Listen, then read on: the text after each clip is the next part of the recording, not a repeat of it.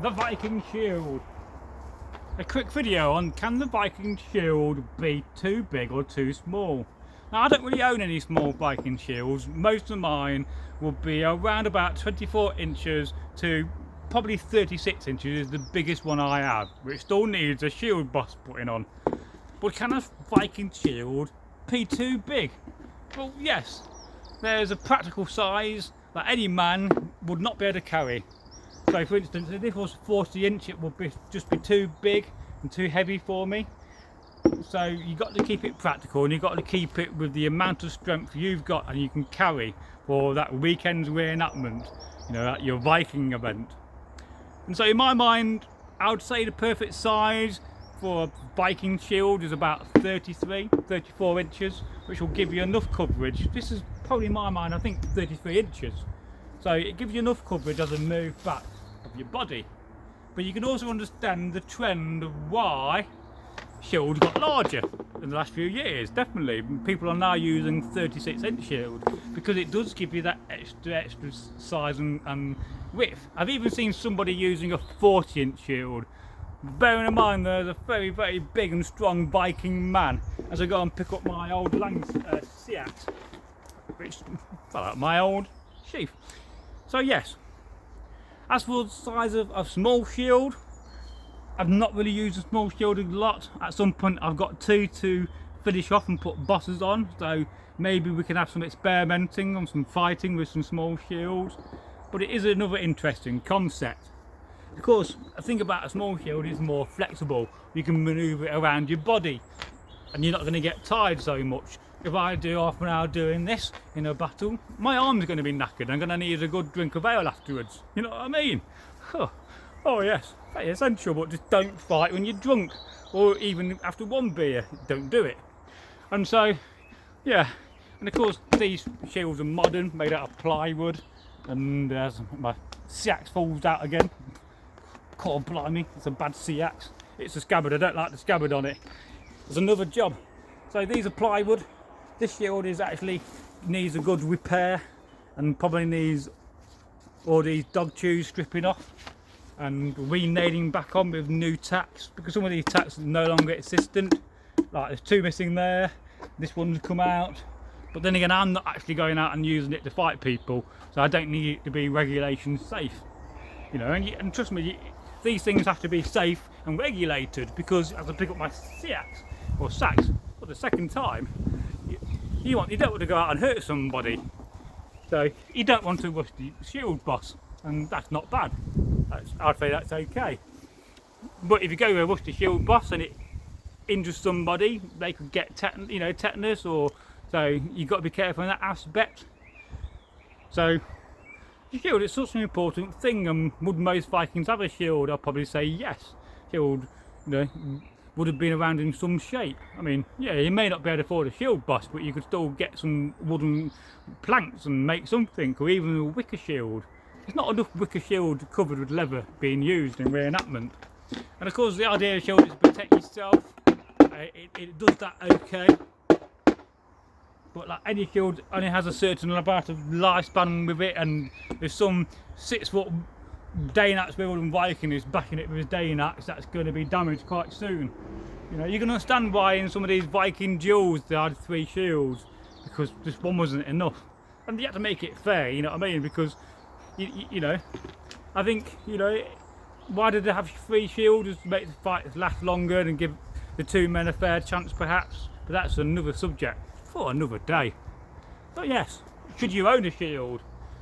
I think you should, yes. You should have one on your wall, or against your wall, or, you know, in your lounge.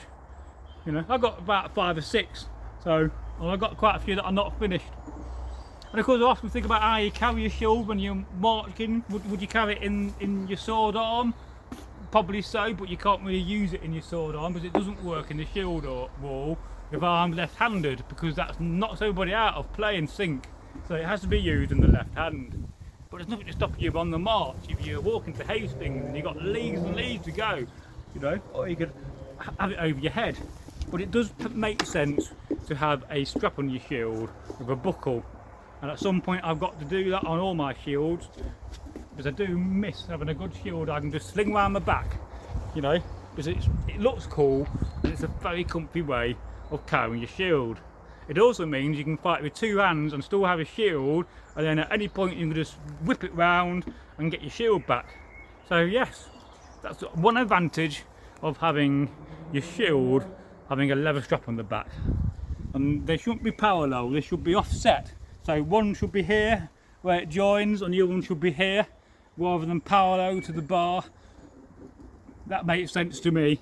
And you'd also, at this point where your hand would be, when it's over your shoulder, you'd have a little loop of leather so you can put your thumb through it, so you could use a spear and keep your shield in tight to your hand. But because we don't have any shields with leather straps on, I can't demonstrate that, and I wish I could, but I'll try to rectify that for the future.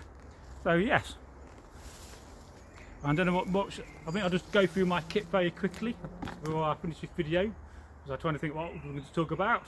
I'm wearing a nice plain red tunic of wool, and you think about the amount of time it takes to gather in all the wool and to make thread and to make it into wool, you know, a hell of a lot of time. So, and they do say there's 20 miles of thread in a tunic. So, and of course it's a long tunic, and I often do also think, can a tunic be too long? And I think the simple answer is yes. If it goes below the knees and it's tight around your knees, it's going to limit your movement. And the one thing you want to have is movement when you're in the combat situation of a battle, because if your legs are limited, you're going to be limited. So a tunic or underskirt can be limiting, and I'm wearing one. I've got another one underneath, as you can see, as I step back. It depends on the weather. If it's a nice hot day, I'll just wear a nice linen tunic, and on a day like this when it's a bit overcast, I have a linen tunic and a nice wool tunic, because it does keep you lovely and warm. And again, I've got a wool hat and I've got a new brooch on my hat, and this is on eBay. I think it was $4.99 or with free postage, and I don't think you agree, that's not bad for the money. It's not the best material, you know, it's not like a nice bronze. I wish it was.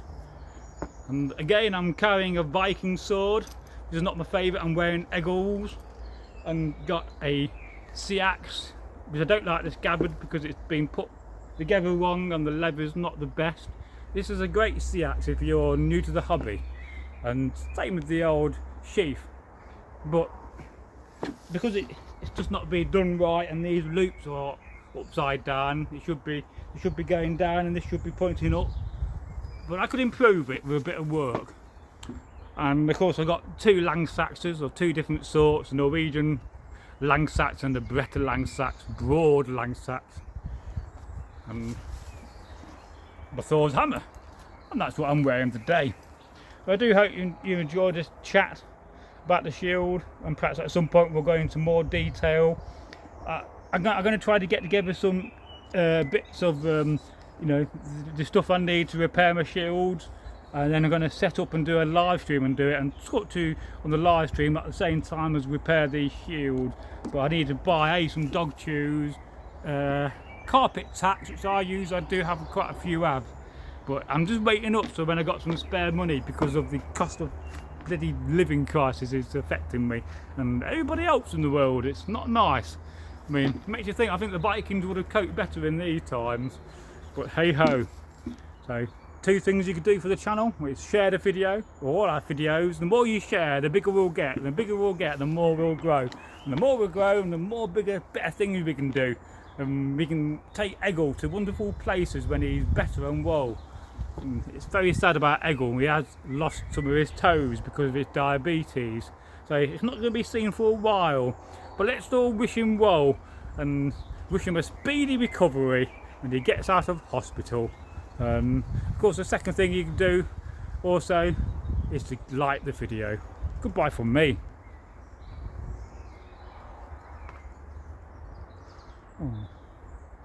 Oh, let's get better at Eggle.